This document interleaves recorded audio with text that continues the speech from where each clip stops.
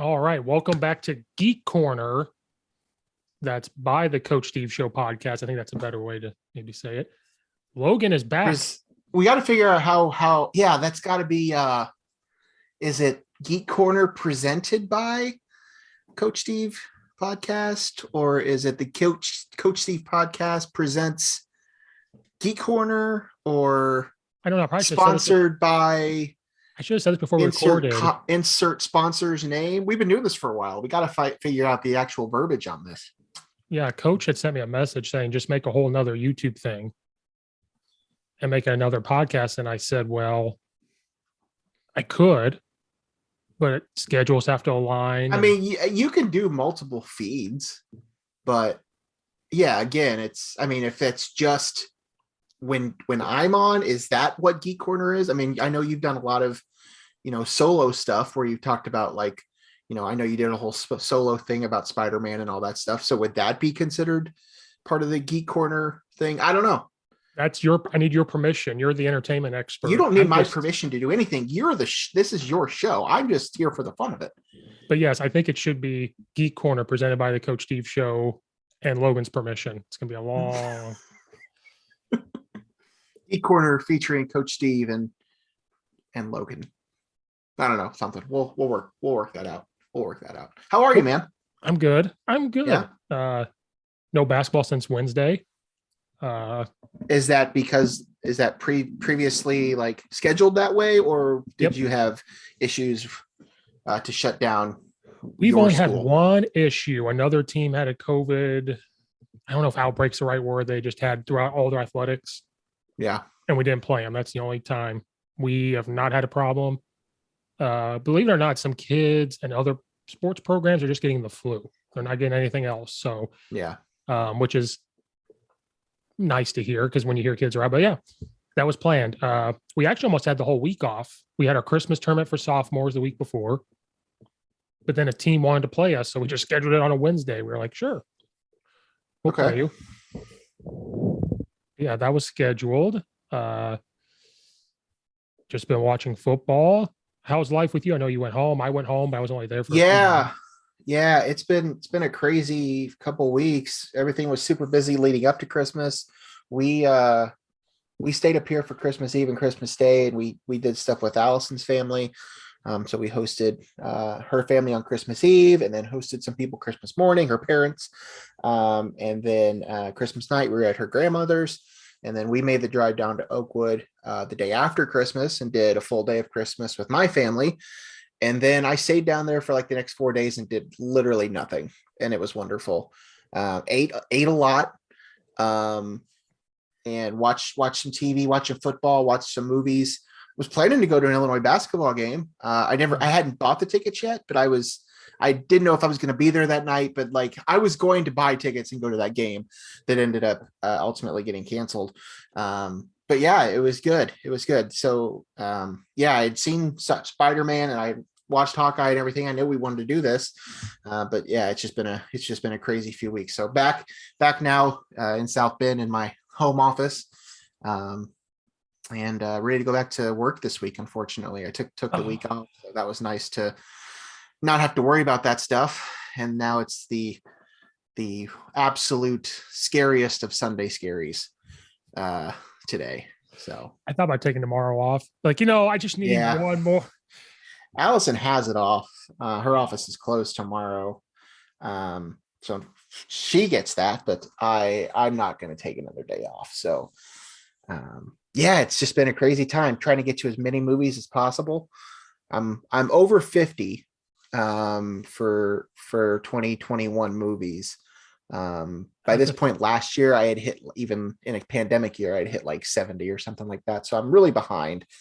But you'll be happy that Spider-Man is certainly, even with all the other movies I've seen, Spider-Man is still towards the very top of my list. So we'll talk about that here soon. I know. I'm just very happy with myself that I did not have any spoilers for it. I was very proud of myself because there's been other stuff this year where I've seen something, and even YouTube had it like that day on Thursday. I'm like, oh my God. Or that Wednesday. I was like, oh my God. But we'll get to all that. But like, Yeah. it was crazy. Now, I have to say, I feel guilty doing the other podcast about Spider-Man and Doctor Strange by myself without you. But It's okay. It was mainly me being my own therapist. Like, I have to talk about this. I understand. I listened to part of it. I really would have liked to have done it with you at the time. It was just, unfortunately, it was just a super busy couple of weeks for me. So trying to fit in my own podcast and all the other stuff I had going on, it's a very busy time of year. So trying to crank out. I haven't even watched the first episode of the Boba Fett show yet. No. I'll get to that at some point. I listened to some of that. I would have loved to have been on that with you. There are times where I just wish that I had a great podcasting setup in my car, because I spend a lot of time by myself in my car, and I would love to just be able to talk with somebody while I'm driving somewhere. Just because that's just a good time that I'm sitting there, as I said, by myself, and I could, get out my thoughts. Like, that's something I might actually look to do. It's not like I'm spending hours and hours and hours a day in my car, but there are times where I would like to have the ability to do that. I don't know if that's even a realistic thing, but I guess wouldn't be that difficult. Just need a microphone, because I can just do it from my phone. You could buy one of those fancy clip microphones that plug into the iPhone. I don't know that it would be. I don't know that it would be video quality, but you could at least do an audio. So I don't know. It might be something to look for. Anchor does that in the future. You can record on Anchor. Yeah. Or there's an app for only iPhones called Colorcast. It's where people can commentate on sports. I've seen that being advertised, and I've seen you're using that now. You liking that? Yeah, because they've changed it. At first, it was just Apple, so I couldn't do it until I got the iPhone. Then it was just commentating sports, which is weird by yourself. When you try it, it's weird. But now they've changed it to where you can do like a live podcast if you wanted to. It's just audio. Yeah. I like it because our sports network has worked with them since day one. Okay. So it's getting to the point where they may start paying us just a little bit. We just got to wait. Yeah. Craig and I have talked about doing something, maybe using that or another service or something, because we've talked about doing like live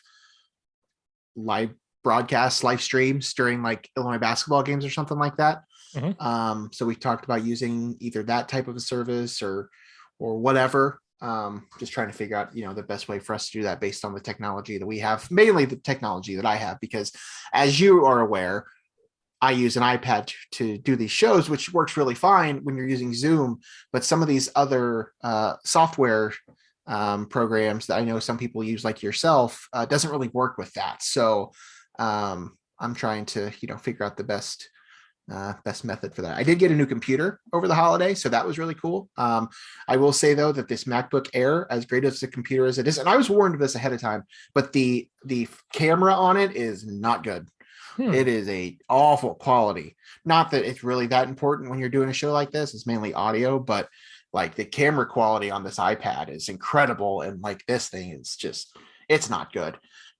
Whatever. I don't plan on using it for that, but just something I have it at least as an option, but right. It's not the best for that. So you could buy a cheap. This webcam I got was like $15. Yeah, no, that would be the next step for me, would be to do that. I kind of like the iPad setup though. I got it. It works pretty well for me, but yeah, that's definitely something to consider down the road. Yeah. I mean, once in a great while, you guys do a live show on StreamYard with the laptop, and the rest of the time, I think you guys would be great. You two would be great on the Colorcast commentating a game. Yeah. I think we've talked about that. You guys would be fantastic. Yeah. And Logan is a podcast host of No One Asked Us. Yes. No One Asked Us, with me and Craig Schote. We talk a lot about Illinois sports and other sports, and I try to get some of my movie stuff in there too. But we just tend to have a lot to talk about in the world of sports, so it's fine. Maybe one day I'll branch off and do, like 6 different episodes a week like you do, but hey, I haven't got there yet. I almost 1,000 listens this month. I was pretty happy with. That's wonderful. That's awesome. Really, like that's incredible. I don't know that we have ever gotten to 1,000 listens. So Facebook groups. Oh, is that what it is? You're putting it out there in those groups? Yeah. Okay. You literally type in podcast, and there's groups you can go on there and share it with, but it is a pain when you're like in 15 of them. You have to copy and paste, and put it in there. Yeah. That would be a lot. where else do I put it? I think that's really the only place. And the podcast network people obviously tweet it out, but yeah. But the reason why there's that many listens because there is 5 episodes a week. That's why. Yeah, when we do one a week. A couple times we've done a second episode if there was like an emergency type of thing, but yeah, we're a one a week show right now. That might change at some point, but we're still trying to grow the show. We're going on about a year though. Yeah. We're at like episode 47 or something like that. I think we started in either late January or early February of last year. So going on almost a full year of doing it. This will probably come out tomorrow. I think it'll be 258. Wow. Look at that. That's awesome. You're doing a heck of a job. No, I got to start making money because this is getting well. Yeah, I can understand that. How's my sound? Do I sound great? Yeah, sounds fantastic. Can you hear me well? Okay, my microphone's kind of far away. I didn't know if you could hear me or not. Okay, wonderful. How do I sound? Does it sound good? You sound great. There we go. That's all that matters. No, it's you because I'm getting tired of being by myself. Okay. That's why let's chat. Yeah, let's chat. We'll do Spider-Man first just because I think that's the big one. I mean, yeah, Spider-Man? Never heard of it. Is that a TV show? I don't know who is new Spider-Man. Comic book that came out. I don't know who Spider-Man is though. Well, you should probably give the spoiler warning now, Steve. Oh, it's been long enough, but okay. Spoiler warning for who has never seen Spider-Man No Way Home. I want to say an overall thing. Okay. Marvel is the best at hiding things because stuff in the trailer never happened in the movie. Yeah, I mean that usually happens. Oftentimes their trailers feature at least a scene or a clip that doesn't actually translate into the movie, or that they've removed people from the movie. I think we talked about it on the show before, but there was a clip in the Endgame trailer that featured some characters standing outside of the Avengers headquarters, but there was clearly a spot like a person missing, but we didn't know who it was, and it ended up being Pepper Potts. And there was another thing in I believe it was the Infinity War trailer where like a bunch of the Avengers are all running towards somebody and the Hulk's in the background, but the Hulk isn't actually in that scene in the movie. So yeah, that's just a regular thing for them. They are incredible at hiding some of this stuff. Now, granted, stuff gets leaked.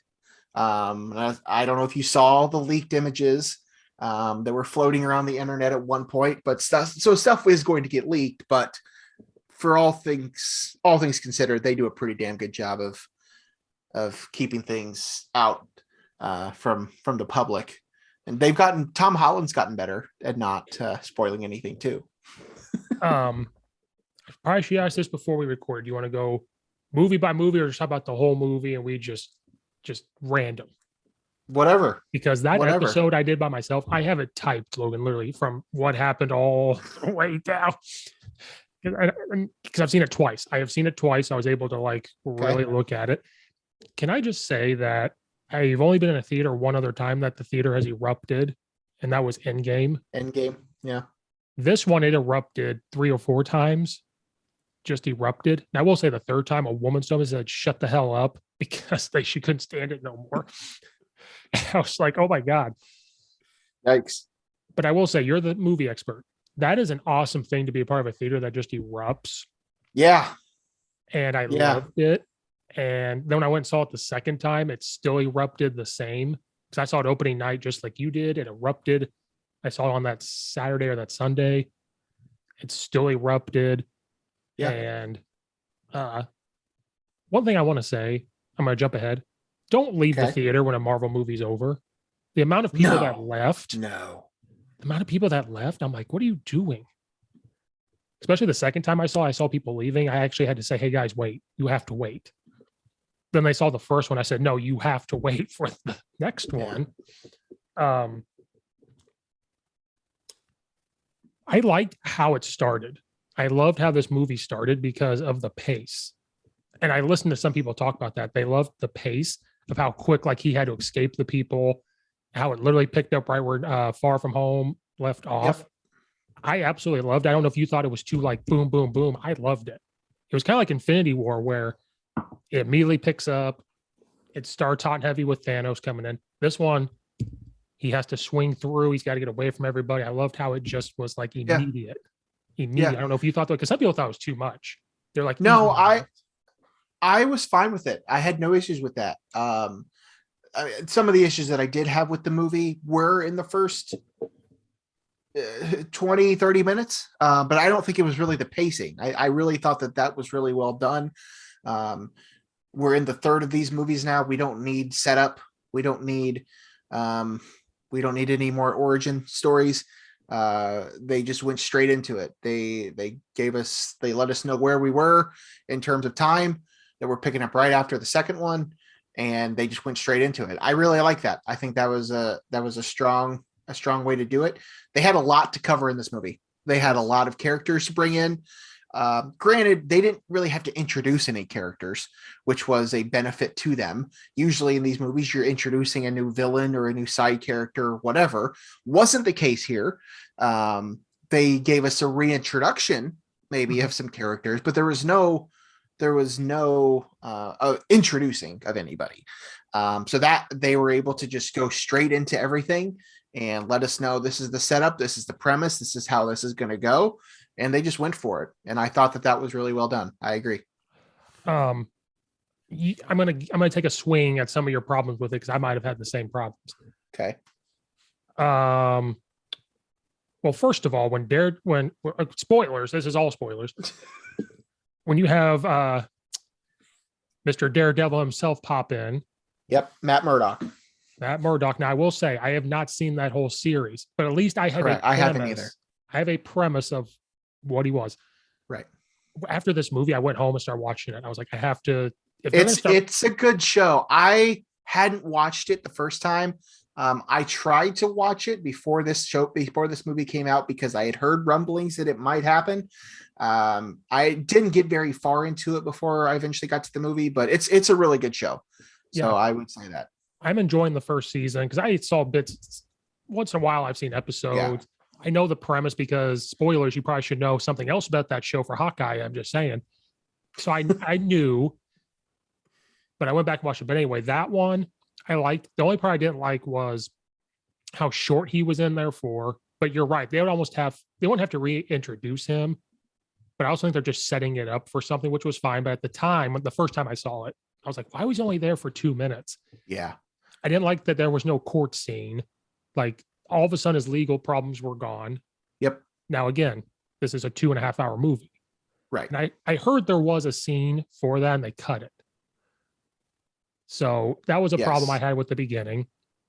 I don't know if you had, I did. I don't know if you had a problem. Well, to go back to your pacing, yes, that was an issue though. I agree with you. I think they did rush through all of that.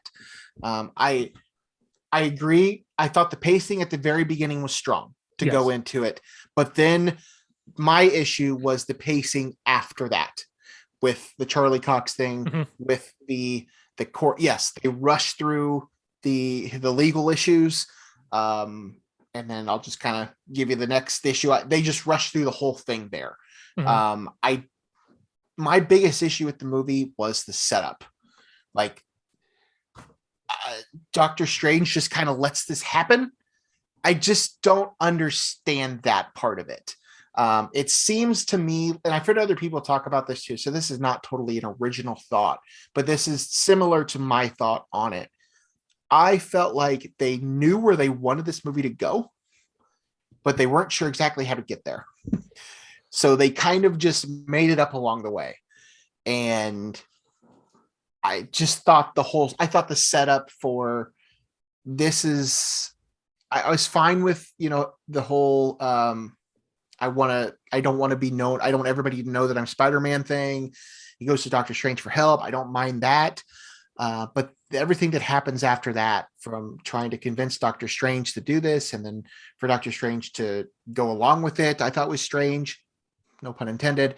And then for him to, keep throwing in all these caveats to this spell, and then for Doctor Strange to essentially botch the spell. I didn't totally buy all that. I thought that was a lot.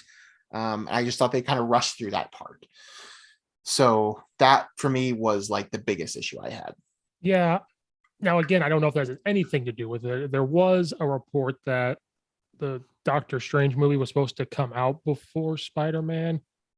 I think you and I had messaged, and they had to go back and change it because of COVID issues. So they had to change the storyline of Spider-Man. So I don't know if that's why it felt rushed or felt the way it did. And then I went back and listened to some podcasts where people talk about this. One person was like, yeah, why would Doctor Strange let this happen? And they said, well, he even says like, hey, we've used this spell for lesser things. And that's when he asked Wong, like, don't you don't remember that part? You remember that party, right? And he goes, what party? He goes, exactly. Yeah. So they said, because he's used the spell before, in his mind, he's probably like, this isn't a big deal. We've done it before. So maybe that's why he thought that way. And then I said this. Well, Wong is the Sorcerer Supreme now. Like, he's in charge. Yes.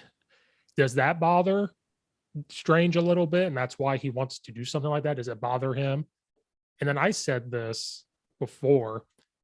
Each movie after Endgame or TV show, we've seen how these characters have handled the Thanos thing and have handled the snap and have handled all of that. We've seen like, how the world has changed, like Wanda, how they handle it, what's happened to Loki, like all this stuff. We haven't, and we've even seen how Peter Parker's handled it in Far From Home when the loss of Tony Stark. We haven't seen how Strange has handled it yet either.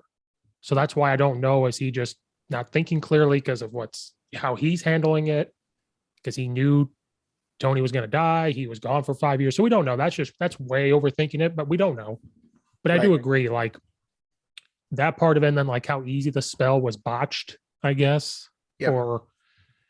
Or because who knows, like I said, though, but he said the spell was used for less. Didn't think it was a big deal. I love the interaction with Benedict Cumberbatch and Tom Holland. I thought you just love everything to do with Benedict Cumberbatch. Well, then I forgot they were in a movie before. I forgot. It's about Thomas Jefferson, I think.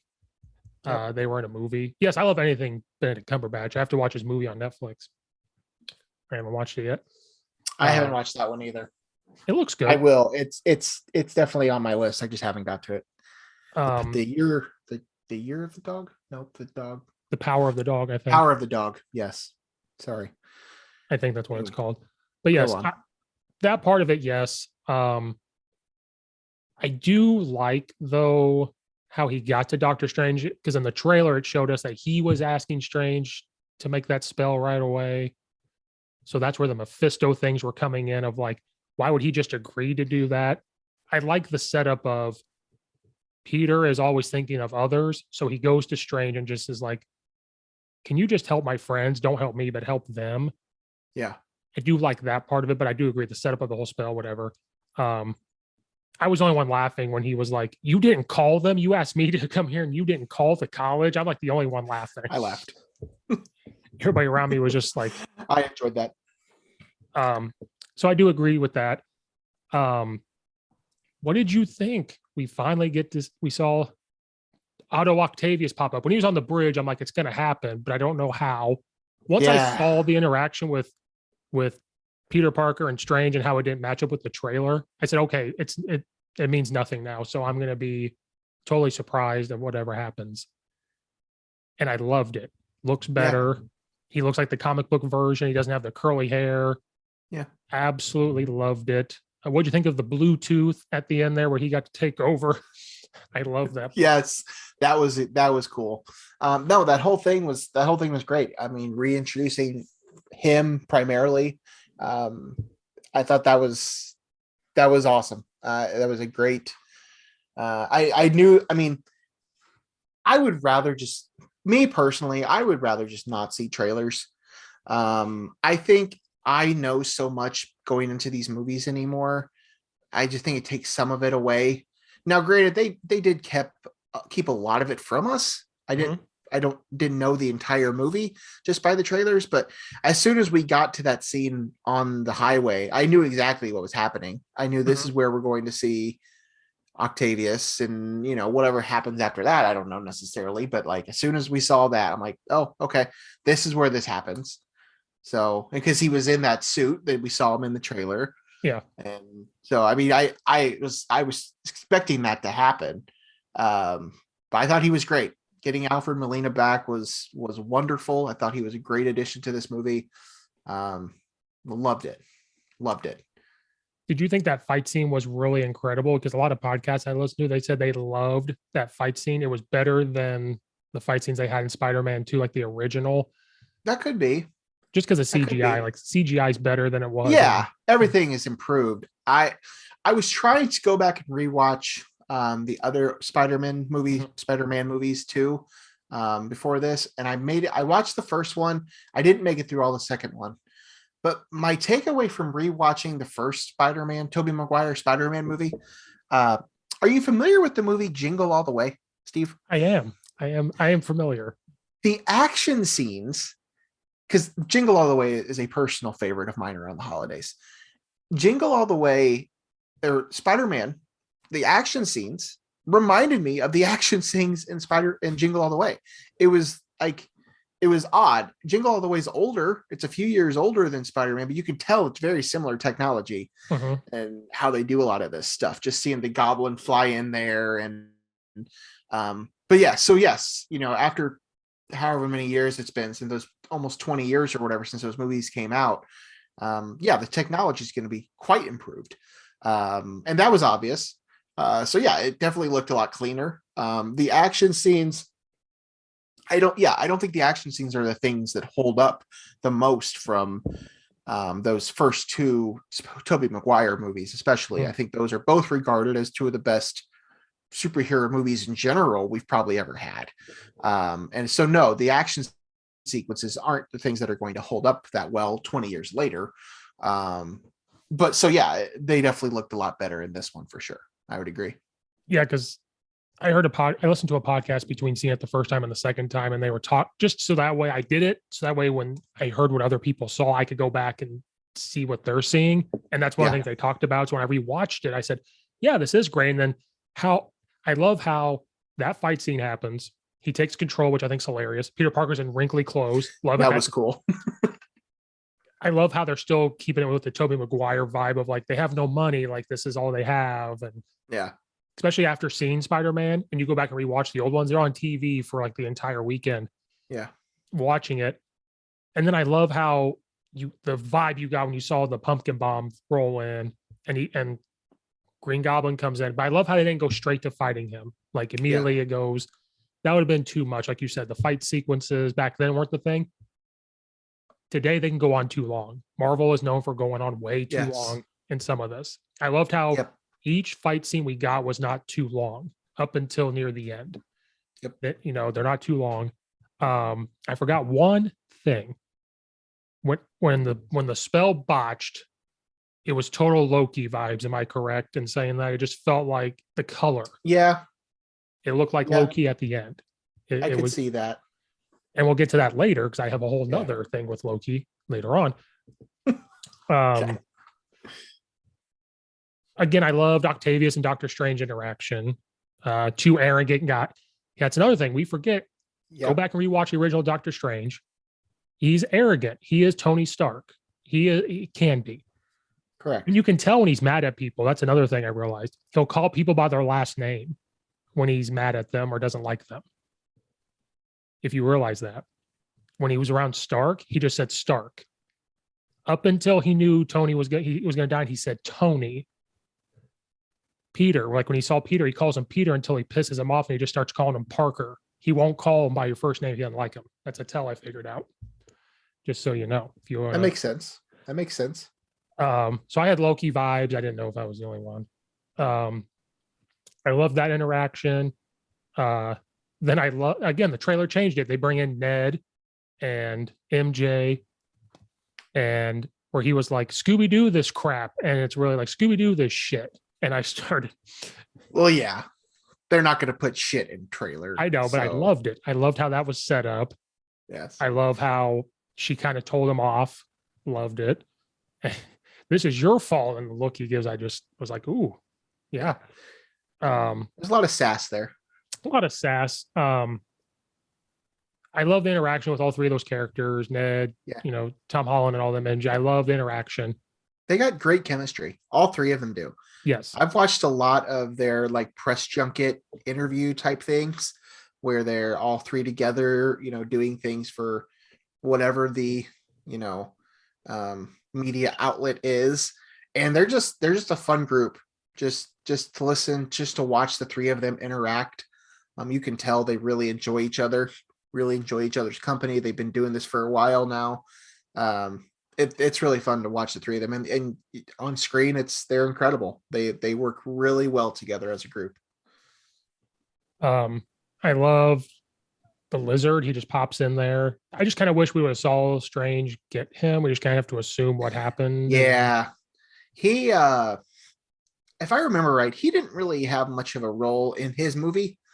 In his original movie, whichever of the Amazing Spider-Man movies it was. He was I think it was the first one. Yeah, I think it was the first one. Yeah. He didn't really have much to do in that movie, so it was kind of fitting that they just kind of threw him in there. They had a lot to do in 2.5 hours of runtime. They had a lot to do, and they tried to cram a lot into it. So that doesn't surprise me. You just want more Doctor Strange on screen. And I get that. I respect that. But I know what it is. I do love how Benedict Cumberbatch said he didn't read the whole script. He read his parts, figured out his parts. So when he watched the movie, he could be like, oh, this is what it is, which I loved. One question I'm going to ask you, and I'll ask it again later on. People think he's acting strange, no pun intended, during the whole movie. They said, what is wrong with him? And I swear to God, I'm done with the Mephisto thing. I am done. I'm over it. He's never coming to the MCU. It's over. I knew right from the get-go, the way the spell was set up, this is him. This is him. This is nobody else. They're saying he's acting weird the entire movie. So we'll get to a scene of why the people are saying this. We haven't got there yet. That he's acting weird. And again, I think it's from him not being the Sorcerer Supreme. If he is acting weird, I think it's how he's handling the Tony Stark thing. The Christine thing, which we'll find out in the next movie, spoilers. We don't know what's going on in his world. Yeah.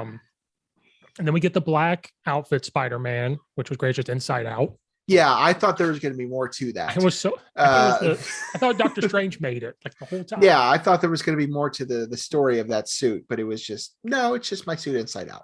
Oh, okay.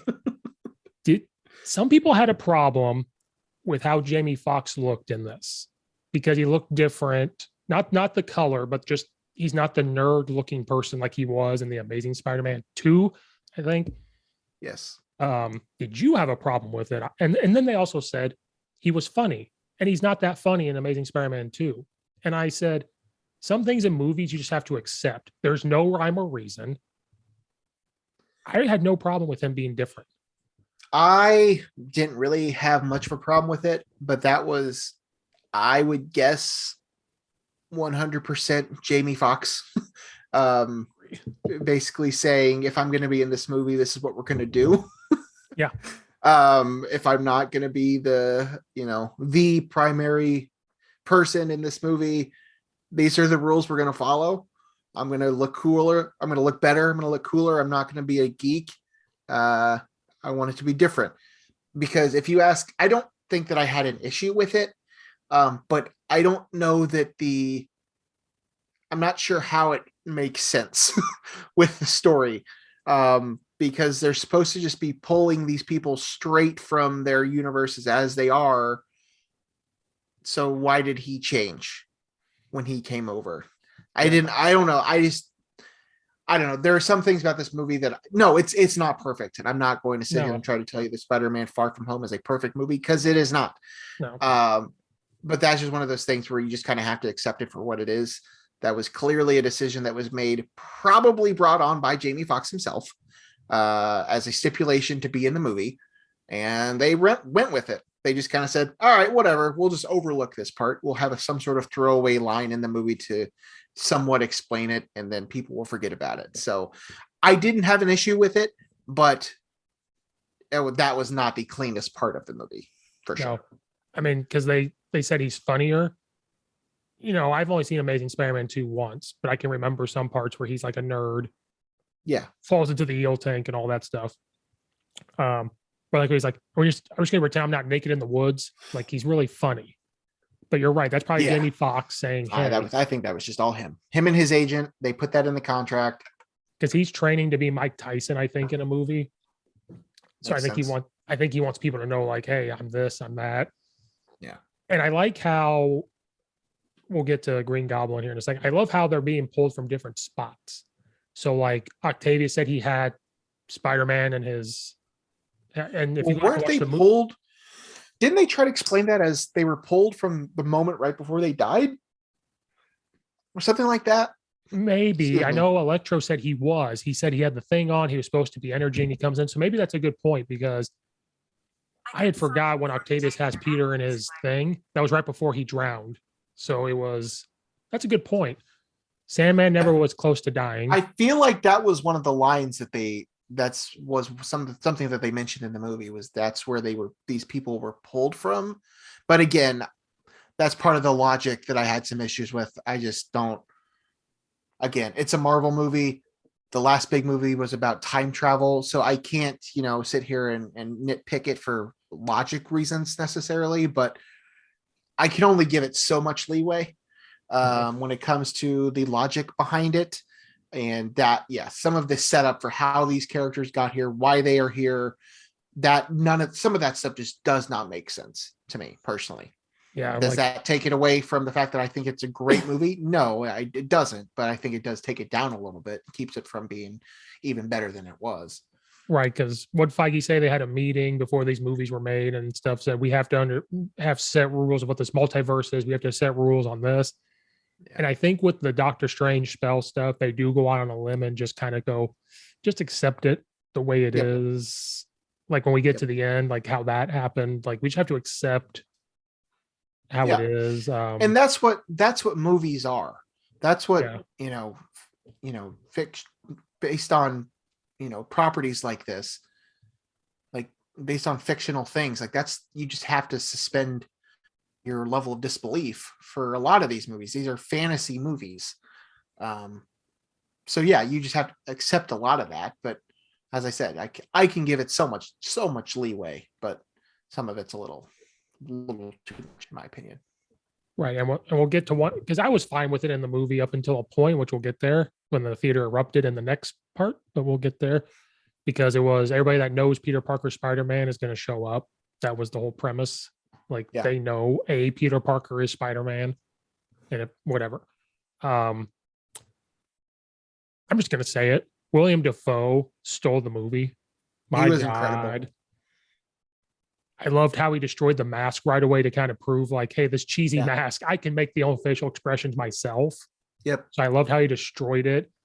I loved his I'm just going to say the whole movie. His acting was better than the first one. The first one he was in killed it. He is a great actor.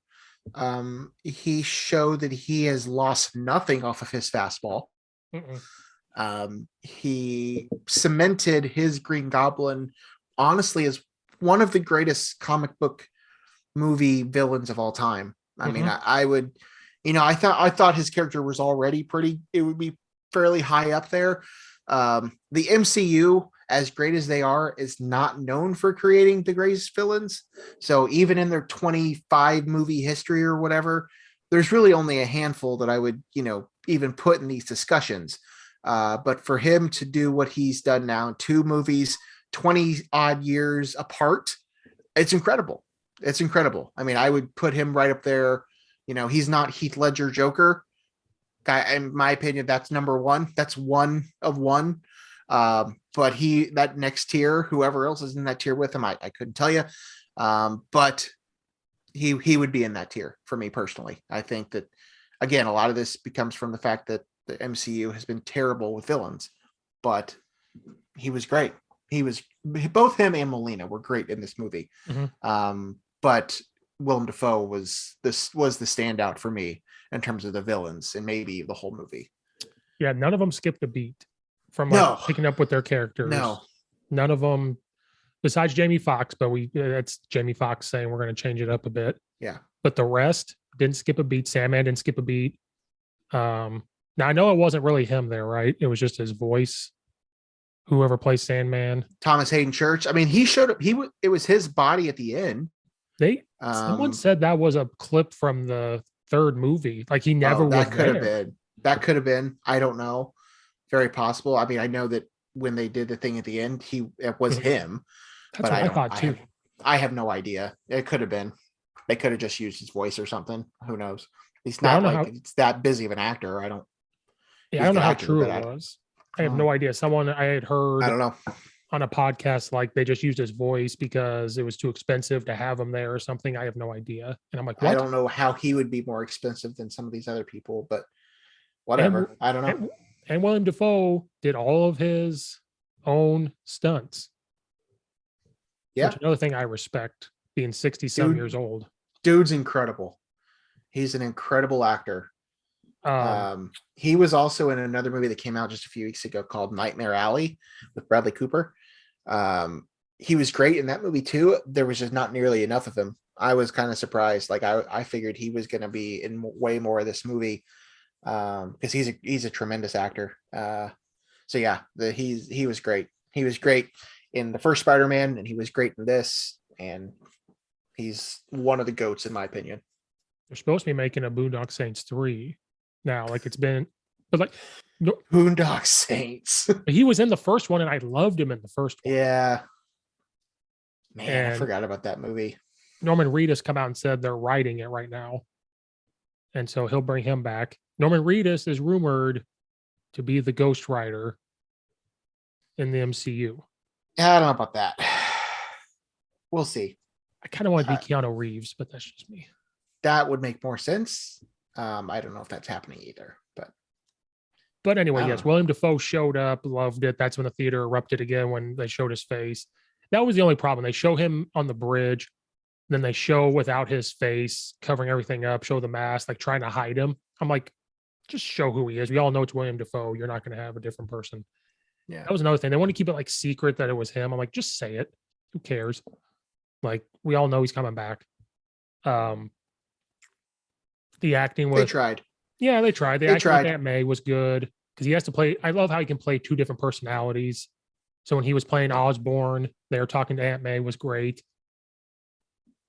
This is he was wonderful. Am I the only one annoyed with Peter when it came down to? So they trap all. He's showing them where the villains are. He wants to help them. Aunt May saying, "You got to help them. You got to help them." And I'm sitting there going, "Okay, here we go. Here comes where the movie plot is. This is." Then straight now we have a cheat sheet. Strange is there, like, he shows up, you got them, and puts Osborn in the thing, and Peter's like, they're all gonna die because they all find out they're dead, and Strange is like, they have to go. This is their fate. We have a cheat sheet from the What If episode of Doctor Strange. We realize that you can't change that point in time, and Strange knows that. I got frustrated. I was like, Peter's moral compass is coming and saying we can't send them back or they're going to die. Yeah. Like, now, again, we're all sitting there going, you don't know, you idiot. We've seen the Spider-Man movies. We know why. We know who they are. Yeah. I got very annoyed, but I'm like, it's a movie, but you're sitting there going, they're villains. You're not going to save them. And I didn't know where they were going. I didn't know where they were going with that at that time. Like, what do you mean by save them in that? Okay. Point? So here's my, I don't know if I call this an issue. But there has been, I don't want to say it's a lot of talk, but I've heard some people that have been critical about these movies, the Tom Holland Spider-Man movies, and that have been critical about him and all these things. We have to remember that this version of Peter Parker is a 17-year-old kid. Granted, Tom Holland is much older than that. He's probably mid-20s by now. Mm-hmm. Granted, he has been an Avenger. Bitch, he's been to space. Like, we have to remember this character is still just a 17 or 18-year-old kid. I get it. He's a genius. I get that he's an Avenger, that he's been to space. Whatever. he's still a 18-year-old kid. And we have to remember that sometimes. I know that I have heard other people that have been critical about the lack of letting him be his own, have his own movies. The first movie had to be tied in with Iron Man, had to be tied in with Robert Downey Jr. and Tony Stark. Second movie had to be tied in with, really Mysterio. I mean, he kind of really used as more of that, and even Nick Fury to an extent. And this one, it was, Doctor Strange. And people have been critical about, why can't you just let him have his own movie where he doesn't have to have somebody looking up to look up to? And my response is, he doesn't have a father figure in his life, and he's a 16-year-old kid. Mm-hmm. So of course he's going to have issues, and he's going to, that's just a thing. We keep trying to, I think people are trying to, or they're just forgetting that he's just supposed to be this young kid in these movies, that we're just forgetting this. And that's something that I think goes into what you're saying. I think that he's just a kid. So kids do stupid things. That was his moral compass speaking. Mm-hmm. He thought that he could change them and correct them and help them, and good on him for wanting to try. Was it ridiculous? Yes. Should you be listening to Doctor Strange? Yeah, probably. But he was just trying to be the good guy, and I respect that. He's also a 18-year-old kid. So, got to take it for what it's worth. Well, Strange said that during the spell afterwards. He said, after all we've been through, I keep forgetting you're a kid. Yeah. So that's a good point. I think maybe it's also because in the original Spider-Mans, we saw an origin thing of he's with Aunt May. He's a senior in high school. Right. We didn't really get that with him. It was just in Civil War, correct, he's going to show up, because they didn't. Yeah. They probably feel like we didn't need an origin story because of the Tobey Maguire movies. So we don't need, and the Garfield movies. We didn't need another, origin story for him. So yes, you're right. We didn't get that. So I think that all goes into this. I think that people have been critical about some of the decisions that have been made for him, that he has made, his character has made in these movies. But as I said, I think you just have to remember that he is a child in these movies. Then we get a Spider-Man Strange showdown. Yep. And I have a problem with how powerful they can make Strange look, and then how not powerful they can make him look at the same time. That drives me up a wall. But I know in this fight scene, he wasn't trying to hurt Peter. He wasn't trying to hurt him. He was just trying to get the box to set that spell. Yeah. You're right. I agree with that. I hadn't really thought about it, but I think a lot of that just goes to if Strange was just going to do what Strange can do, then this movie just wouldn't exist. I mean, you have to be able to, I think there's a theory that Doctor Strange and Wanda Maximoff could have probably taken down Thanos themselves. But that wouldn't make for a good movie. So, or What If, where Vision just cuts Thanos in half and it's over. It's done. I mean, I think that there are universes out there where some of these things could just happen pretty quickly. But we have to make a 2.5 hour long movie here, so we can't just have that happen. So I agree with you, but I think that's probably why.